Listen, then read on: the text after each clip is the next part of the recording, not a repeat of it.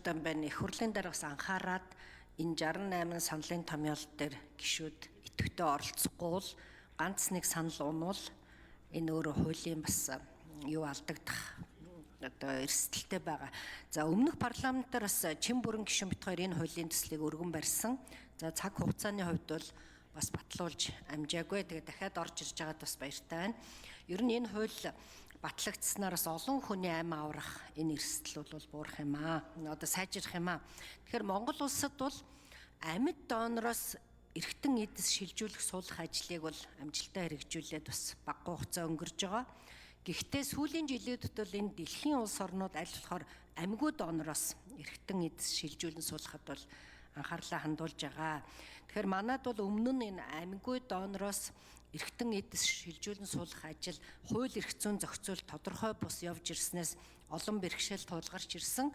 За энэ зовлон биеэр амссан манай төрийн сойрхолд Гавьяатамж Бачлуун доктор бас ажлын хэсэгт ороод ингээд ажиллаж байгаад бол их баяртай байна. За мөн туршлагатай доктор манай оюун дэлгэр эмч бас байна. За би нэг зүйлийг асуух гэсэн юм.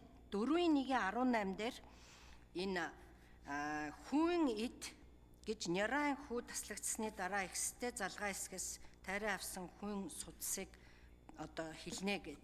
Тэгээ энэ 4-1-18 дээр зөвхөн нэр томьёоны юу байхаас энэ асуудлыг одоо хэрхэн шийдэхээр оруулж ирсэн бэ? Би бас хуулиас хайгаад олсонгүй.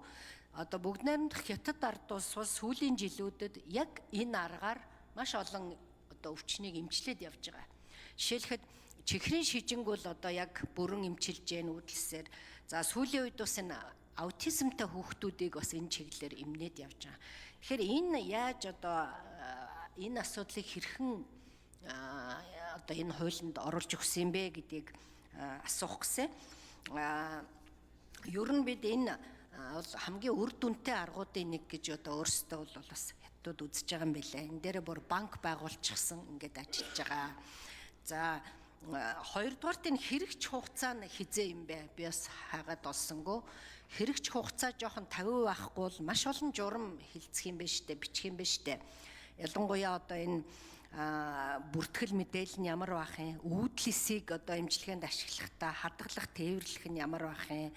За амьд болон амьгүй донороос эргэтэн эдэс одоо авахтаа энэ тээвэрлэх, шилжүүлэн суулгахыг хэрхэн хянах юм? Гэт ингээд маш олон журам хилцэх юм байна л да. Тэгэхээр энэ журмууд бол энэ хуулийнхаа агуулгатай яв цав тохирж явах ёстой. За дээрэс нь түрүүн бас нэг гишүүд хэлж байна. Энэ хууль батлагдахаар ард иргэдэд бас энэ мэдээллийг одоо нэлээд сайн зөв ойлгуулах талаар ажиллах ёстой. Олон нийт хэвлэл мэдээлэл, за энэ төрийн бас байгууллагууд гэд ингээд их олон талаас энэ дээр одоо хамтарч ажиллах шаардлагатай байгаамаа. Тэгээд энэ талаар хариултууд авъя. За ажлын хэсгийн ахлагч Баяр Магнаа Баярбаатар гишүүн хариулъя. Дараад нь ажлын хэсэг үлдэж байгаа. За би эхлээд хариулж. За манай хууль одоо би даасан анхдагч хуулийн хувьд бол нэлээд дэвшилтэд бодлогуудыг оруулж ирсэн. Та бас өмнөх парламентын дээр одоо энэ хуулийн төслийг чин бүрэн гишүүнтэй хамт өргөн барьж ирсний хувьд бол бас агуулга ач холбогдлын хувьд бол бас өндөр ач холбогдол өгж байна гэж харагдж байгаа. За хүн эдис нэрэн хүн таслагдсны дараа ихстэй залгаа хэсгээс тайран авсан хүн судсын багцыг гээ. За манай хуулийн дээр нэг биобанк гэдэг нэг шинэ нэр томьёо орж ирж байгаа. За өнөөдөр ингээд одоо манай урд хөршөөл энэ талаар бүр батлаад хэрэгжүүлээд явж байгаа. Өнөөдөр хүн эсээсээ одоо нөгөө эсийг хадгалдаг ийм нөхцөл рүү ороод дараа нь тэр эсээрээ буцаагаад эмчилгээндээ ашигладаг ийм нөхцөлөдлийг олж байгаа учраас манай хуулийн бол дэвшилтэд тал нь бол энэ явж байгаа гэдгийг хэлээд манай мэдгэн амжаас энэ дээр нэмээд хариулаарай. За дараагийн асуудал нь юу гэхээр энэ цоён гэрүүлэх асуудал өөрөө чухал байна. Бид энэ төрийн бас байгууллагуудтай бас олон хэлэлцүүлгүүдийг энэ хуулийн ажлын хэсгийн түвшинд ажиллаад явсан. Ер нь хамтарч ажиллах зайлшгүй шаардлагууд байгаа. Ялангуяа манай хуулийн гол концепц өөрөө энэ амьгүй донорыг илрүүлэх, амьд донороо хамгаалах гэсэн. Тэгэхээр нөгөө амьгүй донорыг илрүүлэхийн тулд тухайн амьгүй донороор бүртгүүлэх одоо өнөөдөр амьд цэрүүн байгаадаа донорт бүртгүүлэх гэрүүлийн гишүүд нь одоо сүлээн зөвшөөрөх гэсэн ийм зүйлүүдийг бол одоо бас нэлээд соён гэрүүлэх төвшөндөө явахгүй бол манай хууль манаас ам орох боломж олцсон өөрөө хумигдаа явчихна. За анх хуулийн төсөл орж ирэхэд 14 журам батлагдахаар орж ирснийг 7 болгож бууруулж бусад 7 журмыг нь бол хуулиндаа тусгаж өгөөд процессыг оруулаад ингээд явсан. За хууль бол ердийн хууль батлагдаад ингээд мөрдөгдөх хугацаагаараа мөрдөгдөн. Агентлаг байсныг нь үндэсний төв болгож өөрчилсөн. Хэрвээ агентлаг байсан бол манай хуулийн хэрэгжилт маань эх орны 1 сарын 1 лөө татагдах гадайсан учраас бас эрүүл мэндийн төрийн захиргааны байгууллагуудаа би зөвлөлдөж жагаад мэрэгжлийн үндэсний төв болгож өөрчилж хуулийн төсөлтөд оруулсан байгаа. За мэдээ авч үүдэлстэй холбоотой асуулт нь та нэмээд хариулчих. За ажлын хэсгийн 4-р микрофон. За сайн байцгаана. Үүдлээ шилжүүлэн суулгах багийн гишүүн Ядагсран.